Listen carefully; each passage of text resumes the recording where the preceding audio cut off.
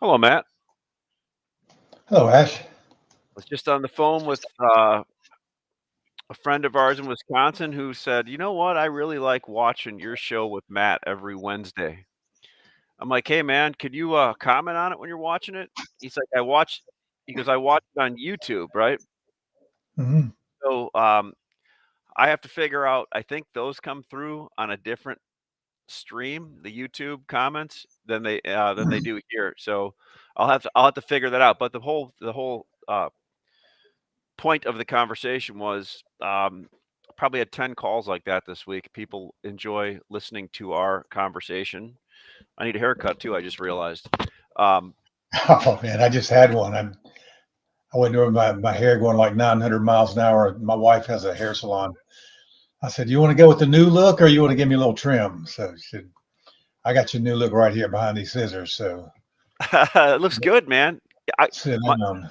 my typical person that cuts it, um, is never in the office anymore. So every time I swing by there to get an appointment, she's never there. So I I'm trying to give her my business, but we'll see. So, hey, look at welcome everybody. Welcome to Lunch with Lumber and Matt Lehman, Lehman's Lumber Guide, Ashley Buckle, mxlbr.com, Materials Exchange.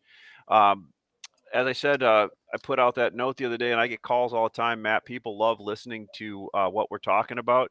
You know what? You gotta love it when even the haters love you. You know what I'm saying? Yeah, no, I did something that I got off Twitter a while back because it's just so much garbage. I just couldn't stand to listen to it anymore. But I decided to get back on there and try it again. I put a couple of things on, and some of the haters that were beating on me 2 years ago are liking comments. Say, well, they're coming around a little bit, I guess. Well, so the secret to Twitter I learned is never read too far below the line that you start. If you start reading down in the comments, all of a sudden you'll wake up 3 hours later in some dungeon somewhere in your mind. It's a deep and dark like space because people. Yeah, it's just, yeah. I almost started a thing today. I was gonna I do a thing around election times to do a poll to see who everybody's going to vote for, and it's 85% all the time straight Republican ticket. It doesn't matter who's running.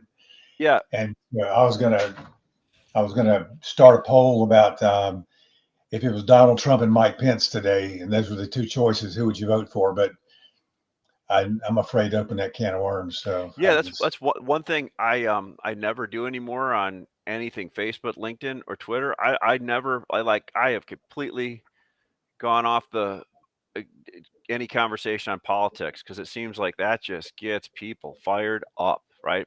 no, And man, it's amazing. Like you got to. I didn't want. I don't even want to do it right here in the safety of this conversation because I'm afraid somebody's going to get lit up. so we got Castle Building Center's head office, Toronto, Ohio. Kevin Johnson. Kevin, great to Kevin, have you on. Pearl, Mississippi. Ellen Taylor. Ellen, great to have you on. Buzz, you're over in Michigan. Who else do we got here? I think that's where you're at, Buzz. Unless you're wintering somewhere, my friend. Um, again, this is lunch with lumber, and Matt and I talk about different trends we're seeing. Chew the fat about lumber, talk about it, and what we've really grown as a good audience over the last 2 years of feedback um, over next to us here when we get the audience involved. So Matt, I was looking over your scouting report today, and the one thing that you really said was to concentrate on the momentum. Before we do that, I just wanted to jump in to our housing start report that came out yesterday. And I just want to talk. You and I always kick this around, and I don't know the answer to this, but the one thing I found interesting was um, our completions, the completions that you and I have watched for a long time. they're We've getting got them done. we're getting them done, right? So I think that's a good thing, right? Getting them done. And what does that mean? Why are they getting them done more? But the homes under construction is it looks like around another big number, 1.7 million, right? 1.7, yeah. That's So what's your thoughts on that in there on the new residential construction permits, completions, and starts? I'm glad they're getting it done, right? Because we were just hovering around that 1.3 for a while. yeah. I thought it was ironic how yesterday that nobody talked about housing starts on the news. it was all about what's going on in the UK and what Yeah, was going to happen, was whether what's her face is going to quit or not. And but I thought there was so much good stuff in that housing data that they just let it go all day long. I was watching CNBC and they just never brought it up. And and I think a really big component of that is the completions, because we were barely at 1.3. We were at 1.2ish to 1.3, and absolutely. somehow or another managed to get the supply chain to the point where it can do 1.4 million. So apparently we've geared up the supply chain to get out of the hole enough to get an extra 1.4. And we're on a path of everybody's trying to tighten their wheels a little bit and tighten the nuts and bolts and get a little more proficient.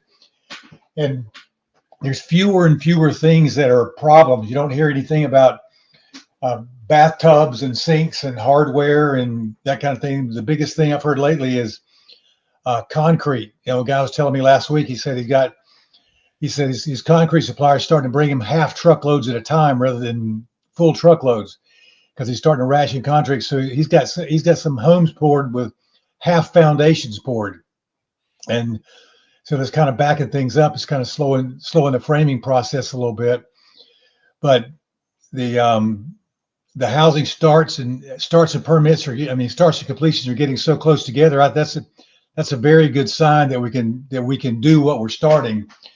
The thing that I find interesting is that permits were up, and clearly the market is not telling us that things are going to be better in January or December than they are today. But that's all the news that we get and the feeling that we get, the way that the dealers are preparing for that. Component manufacturers, truss manufacturers, wood preservers, LBM yards, everybody's running lean. That's the rally we're getting, if you can call it a rally, with 6-inch seems to be kind of hot for a minute, but 2x4s are going up in some species and going down in others. It's a fruit basket turnover as far as the market goes, but it's Fruit to basket me, turnover. I love that. We're gonna have to ring the bell on that one.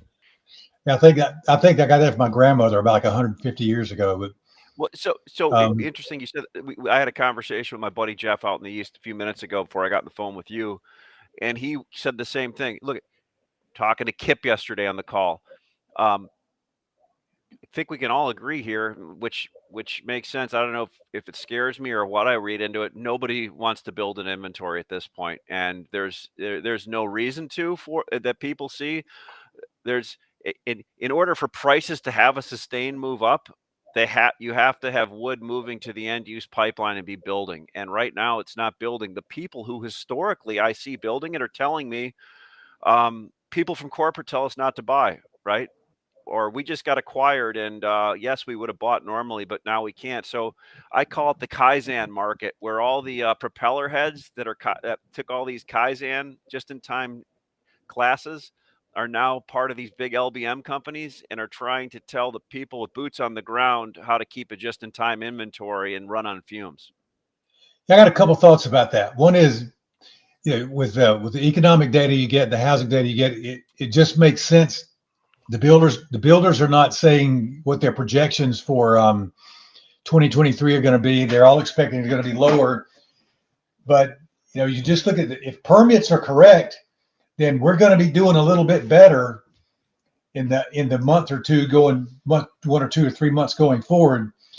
And we've just got evidence right now, just this week and last week, of the market being so under inventoried, undersupplied on the dealer end, that it's just, you got a little bit of a panic, but there's enough on the other side of it to make enough fear on the backside of it to not get any follow through panic. So my expectations are the market's going to get weak again in November, because nothing's changed from a buyer's perspective to make them feel more optimistic.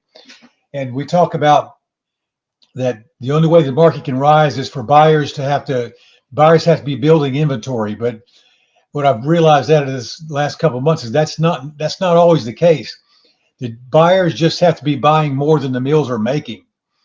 So it's not that they have to be accumulating inventory. They could be leaning their inventory, but if the ratio of sales to what they're buying is if their sales ratio is greater than what they're buying, then they're net reducing their inventory. Outtake is still good, and the mills don't really get a chance to see what's there, what the real outtake is, because the inventory is so lean, and everybody's just in time buying and lean and getting leaner. We said a couple of weeks ago, and I feel like we're going to, if we get, all the curtailments right now seem to be coming from Western Canada. You're not Highest hearing cost, about them highest cost producing area, right? While in the South, there's still mills making more lumber and opening up, right?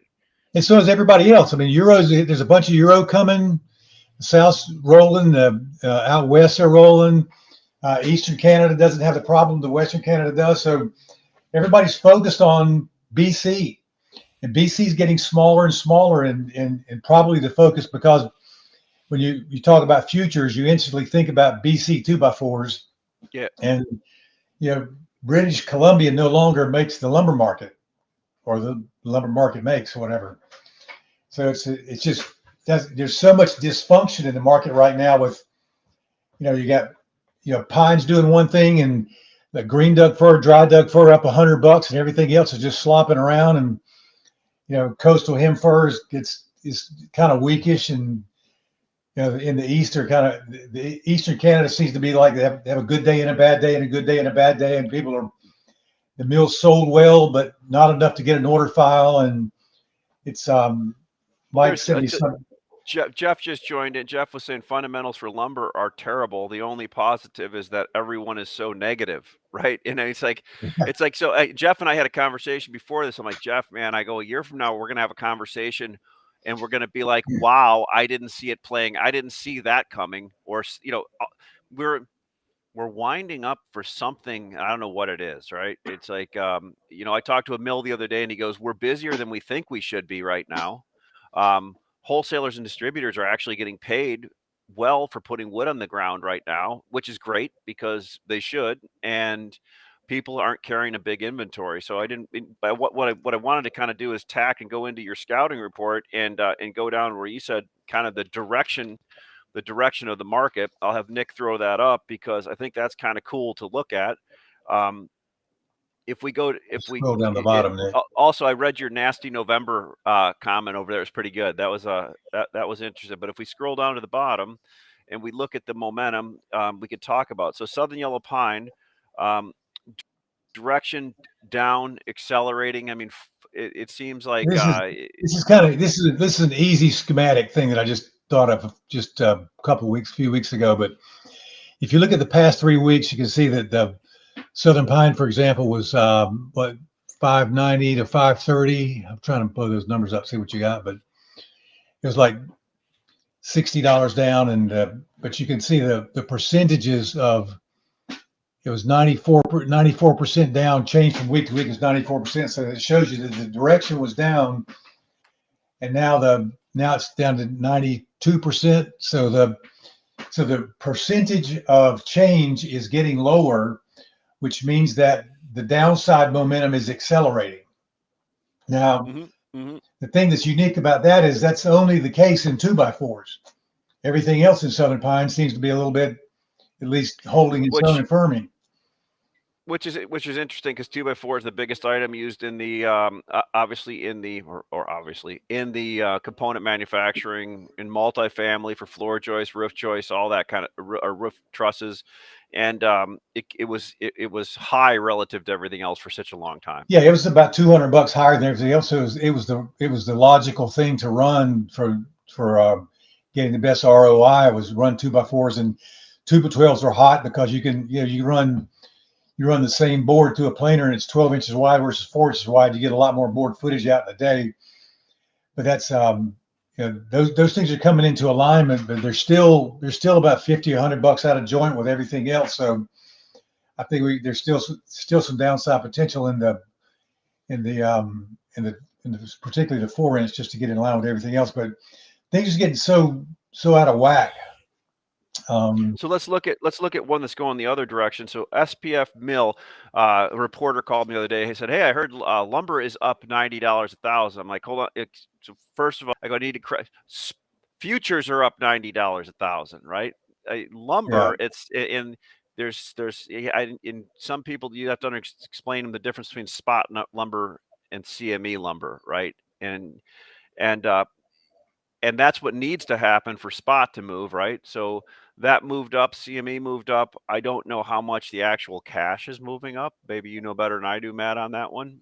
cash is now depends on what you call cash. Is cash West Fraser's 2x4 price? 470, Yeah. and that's from 4 1/4, probably 420, something like that. So cash is up $50, but that's just a fill-in buy. I mean, there's nobody. I mean, when futures was up $50, the cash market was going nowhere, and futures are just rallying. It was on really based on just I think a speculative play on trying to some guys trying to beat the funds to the roll, and it pushed the market up a little bit, and So and there's a then we lot of got fun. There's a lot of funds that still have to roll right now that are heavy in there, and we'll see what happens after that's done. That's what yeah, somebody we've told been me. saying that for 2 weeks, and look what happens to the thing. It's Yeah, going up, yeah. but the spread went from like -20 to +15. Now it's back down to zero. Okay, so And coastal hem fir, we show going down.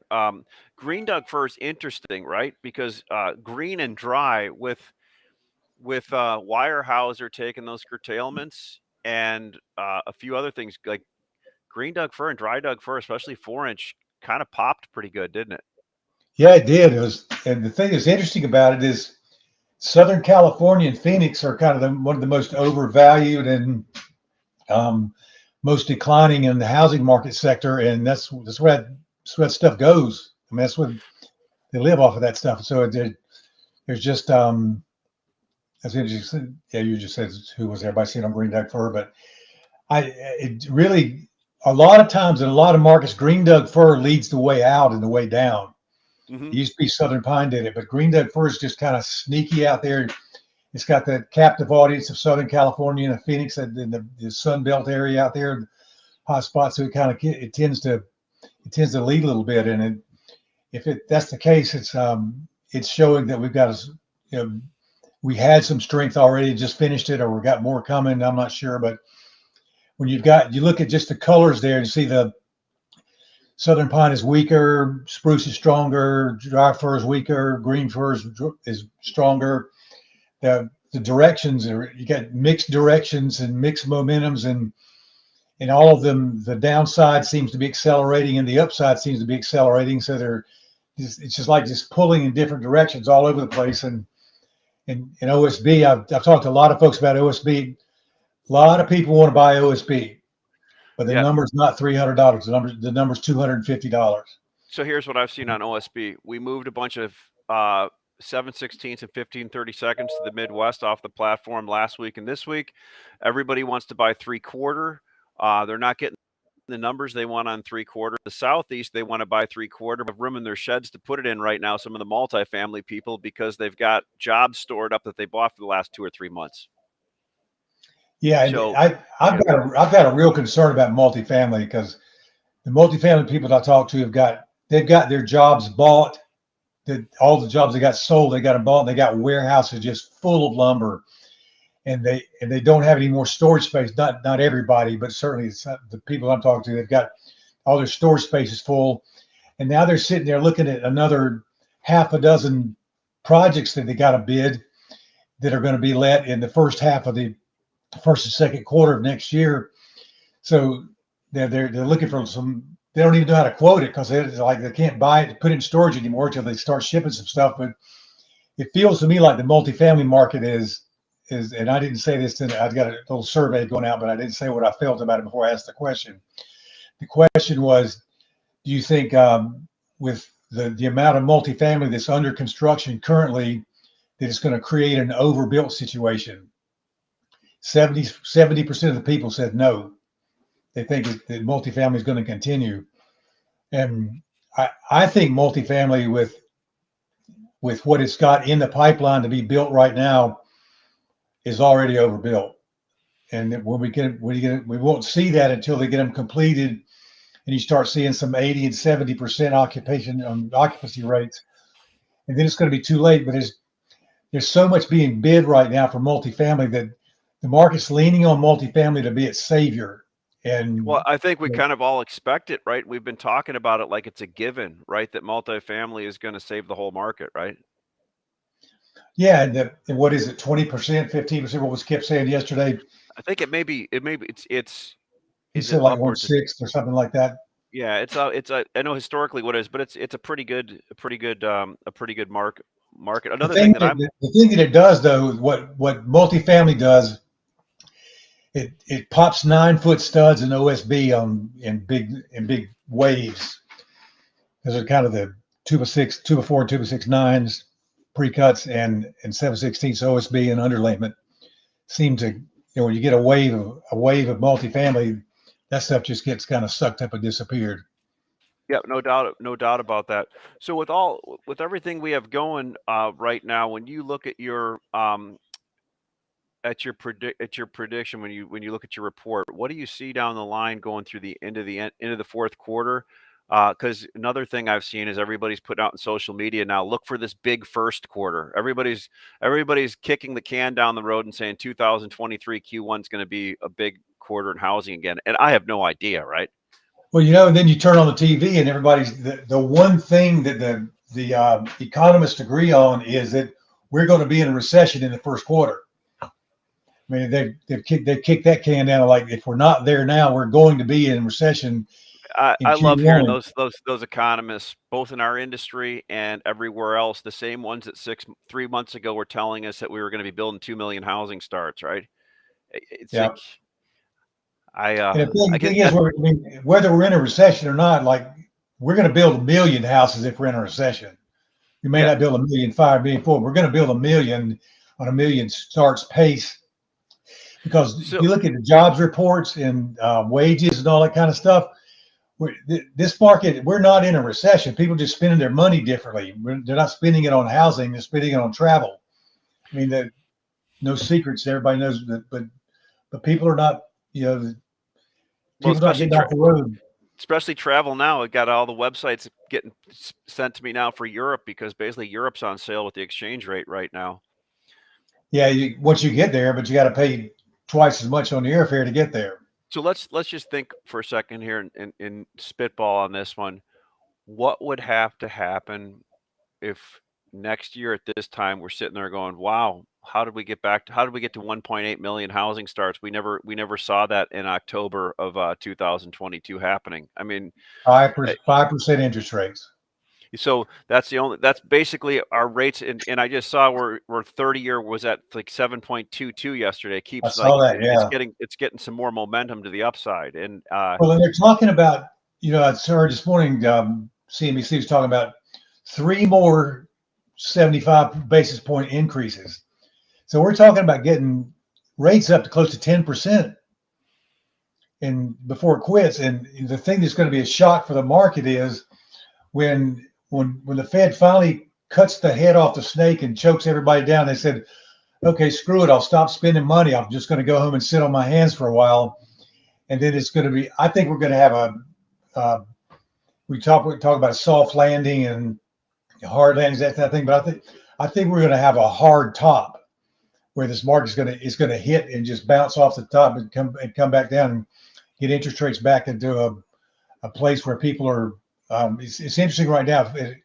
At 5% interest rates on the way up from 3, nobody can afford to buy a home. At 7%, there's just even more and more people that can't buy a home. But you wait, if we go to 9% mortgage rates and back down to 5%, there's all these people that couldn't afford it at 5 on the way up will be able to afford it on the way down. so David Stalkop was saying sales of lumber products out of Indonesia and into Europe dropped 70% in the past 4 months. Wow. If lumber demand in Europe is wow, as I threw that in there. If lumber demand in Europe is similar, everyone will want the U.S. to bail them out in 2023. Isn't it interesting how the entire world is in the same financial situation that we're in? So we're Yeah. not as bad at all. We're not as bad as everybody else, but like UK is just in dire straits. But it seems like that that it's gotten bad for everybody at the same time. There's nobody's had an economy that's doing different than the rest of the world is. It's like it's one big ball of everything going on at the same time, doing the same thing. And so if we're going to be the leader of everything, of the change in the market, the recovery in the market, then this is going to be the place where everybody's going to be looking, like Dave said, that for it implies what he implies is there's going to be Euro lumber coming over here, and I think that's going to be more than enough to take care of the shortfall that we have out of British Columbia. So it's Yeah, I think yes. one thing you will see too, Matt, is, and as Kip was saying yesterday, a lot of these large mills are so flush with cash right now, which is great. There's going to be continued consolidation. I mean, most of the consolidation in the western part of the world of North America is probably close to them. But now we've seen big mills go into the eastern Canadian market and start picking off the large independents there over the last 2 months, and we'll continue to see that, right? Uh, but the real place for growth is still in the southern U.S., where it has the most available, cheapest fiber, best access to labor, and close access to labor, labor that's not, uh, you know, confined or defined by just the forest products industry. I mean, the South are closer to bigger residential areas, and Kip was saying you go up to BC, some of these mills are 250 miles north of the border, right? And that's and it's a lot harder to get people, keep people, and run things. There's more planning. I shouldn't say there's more planning. It's a lot more to pull wood from the bush from a long ways away than it is in the South, in these southern pine mills that get more private gate timber and all that type of thing. Yeah, and Kim was talking yesterday about you guys were talking about the turnover in the South of sawmills, like 55%. And there's a big difference in the population, the density of the population in the southeastern and in the South in general versus British Columbia. I mean, the people change jobs because they can. There's still, all kinds of job shortages, and if it's not that people are not staying on those jobs because they don't like working in a sawmill. It's just that they get a better job somewhere else and go $5 an hour, take another job. So there's still, these southern pine mills are still going to be in rural areas like in the South, just like they are, but they're still in closer proximity in a rural area in the South, maybe 50 miles from a major city or 25 miles from a major city, where Canada, the way I understand it, it may be a few hundred miles. Mm-hmm. So the workforce there's a bigger workforce to pick from in the South, and the issue is just going to be, you keep flipping your workforce like your inventory, and you have to keep training your people over and over and over again, and that's going to create some inefficiency in productivity. But I think it's too early to call how that's going to be. People are talking about now getting the second jobs to make up for their declining income because of the recession or inflation. And I just think that the job situation is such that companies profits are better. They can afford to pay more for wages, and I don't think there's going to be a problem with keeping sawmills staffed up. So Matt, what is the coming up for Layman's Lumber Guide this week and next week? Anything on the horizon we should know about? What are you gaining some new people, getting some good feedback? What are you seeing out there? I said this last week, and I'm still kind of surprised by it, but nobody wants to talk. It's almost like people are afraid of being wrong because there's, like Mike sent this thing out right before the show about confusion in the lumber market, and people just don't know. There's not a clear path ahead, and people are. A guy told me last week, for example, how short he was. Then he called me yesterday and said, I just had to suddenly cover all my shorts and take a little long position. It just switched from convincingly short one week to convincingly bullish the next week, and nothing really happened. I mean, nothing in part. I mean, it's October. There's nothing. I mean, we didn't have a big surge in business. It's just the market just got underbought, and I think we could expect more of that these volatile kind of up and down. I talked about this before. The volatility of the through the fall was going to be not price swings, but is the number of times that the price changes direction back and forth. And I think that's we still got that in front of us, and just multiple changes in direction when there's underbought, underbought conditions and undersupplied conditions. Those aren't going to go away. The big question is going to be, what are the mills going to do? And the mills have got a lot of cash. And I see on the buy side, I don't see any reason why. You talk about some of the big yards that are the corporate offices don't spend any money on inventory. My first reaction to that is, yeah, you're saving money so you can go out and buy some more lumber yards. They want to keep cash liquid so they can go ahead and accumulate more yards. And the way you do that is you have a lower inventory and you turn it more often. Your cash flow is better.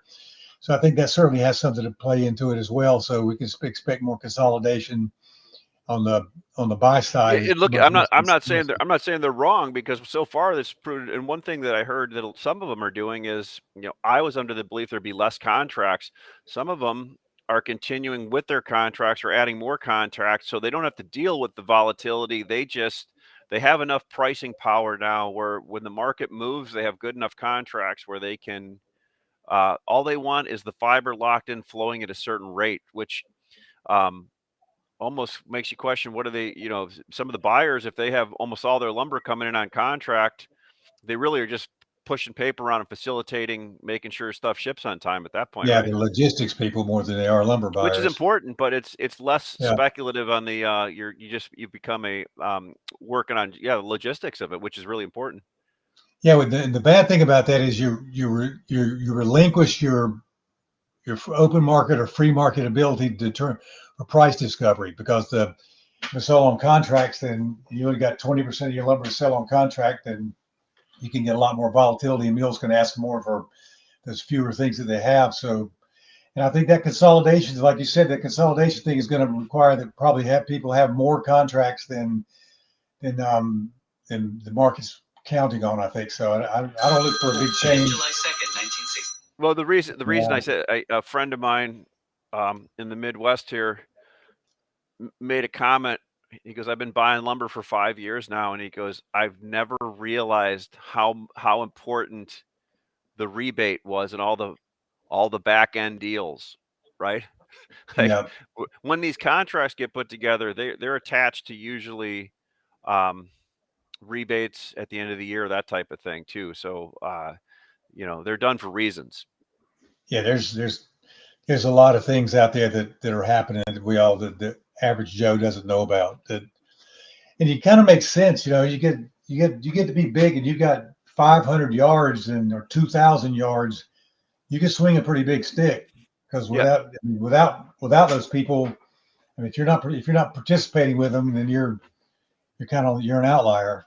Yeah, no doubt. Yeah. Well, listen, Matt, it's we're up against our half an hour, so it was a good show. We had over 50 people live on this LinkedIn channel, and I'm sure on the other ones there was a lot more people live. So hopefully everybody can watch it or listen to it later on, and with their significant others, so they can learn more about the lumber business, Yeah, which is don't a forget beautiful thing. this is Friday night date night material right here, bud. All right, buddy. Well, have a great day. Thank you so much for spending the time, Matt. Thanks. Thank you guys for coming and participating as well. Appreciate it.